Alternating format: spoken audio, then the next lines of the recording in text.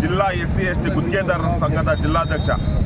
ಏನಿವತ್ತು ಅಮಿತ್ ಶಾ ಅವರು ಪಾರ್ಲಿಮೆಂಟಲ್ಲಿ ಅಂಬೇಡ್ಕರ್ ಇವಾಗ ಪ್ಯಾಷನ್ನು ಅವ್ರನ್ನ ಇವತ್ತು ಜಪ ಮಾಡ್ತಾರೆ ಅಂದ್ಬಿಟ್ಟು ಒಂದು ಅವೇಳನಕಾರಿ ಹೇಳಿಕೆ ಕೊಟ್ಟಿರುವಂಥ ವಿಚಾರವಾಗಿ ಇವತ್ತು ಇಡೀ ದೇಶದಾದ್ಯಂತ ಪ್ರತಿ ಜಿಲ್ಲೆಗಳಲ್ಲೂ ಕೂಡ ಪ್ರತಿ ರಾಜ್ಯದಲ್ಲೂ ಕೂಡ ಬೆಂಕಿ ಹತ್ಕೊಂಡಿದೆ. ಇವತ್ತು ಕಾರಣ ಏನಂದರೆ ಈ ದೇಶದಲ್ಲಿ ಸಾಮಾನ್ಯ ಜನ, ದಲಿತರು, ಬಡವರು, ರೈತರು, ಕಾರ್ಮಿಕರು ಇವತ್ತು ಈ ದೇಶದಲ್ಲಿ ಸ್ವತಂತ್ರವಾಗಿ ಬದುಕಿದ್ದಾರೆ ಅಂದರೆ ಅದಕ್ಕೆ ಕಾರಣನೇ ಅಂಬೇಡ್ಕರ್ ಸಾಹೇಬರು.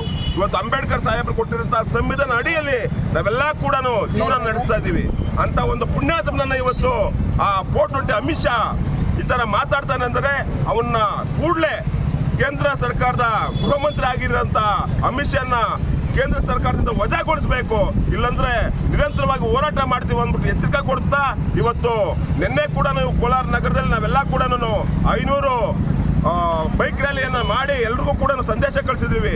ಎಲ್ಲರೂ ಕೂಡ ಜವಾಬ್ದಾರಿಯುತವಾಗಿ ವಾಲಂಟಿಯರ್ಗೆ ಬಂದಕ್ಕೆ ಸಹಕಾರ ಕೊಡಬೇಕು, ಬೆಂಬಲ ಕೊಡಬೇಕು ಅಂದ್ಬಿಟ್ಟು ಈಗಾಗಲೇ ನಾವೆಲ್ಲ ಕೂಡ ಸಭೆ ಮಾಡಿ ಇಡೀ ಕೋಲಾರ ಜಿಲ್ಲೆಯಲ್ಲಿ ದಲಿತ ಸಂಘಟನೆಗಳು, ರೈತ ಸಂಘಟನೆಗಳು, ಕಾರ್ಮಿಕ ಸಂಘಟನೆಗಳು, ಚಾಲಕರ ಸಂಘದ ಅಧ್ಯಕ್ಷರುಗಳು ಮತ್ತು ಅಂಗಡಿ ಮುಂಗಟ್ಟರು ಮಾಲೀಕರು ಎಲ್ಲರೂ ಕೂಡ ಇವತ್ತು ಈ ಬಂದ್ಗೆ ಬೆಂಬಲ ಕೊಟ್ಟಿದ್ದಾರೆ.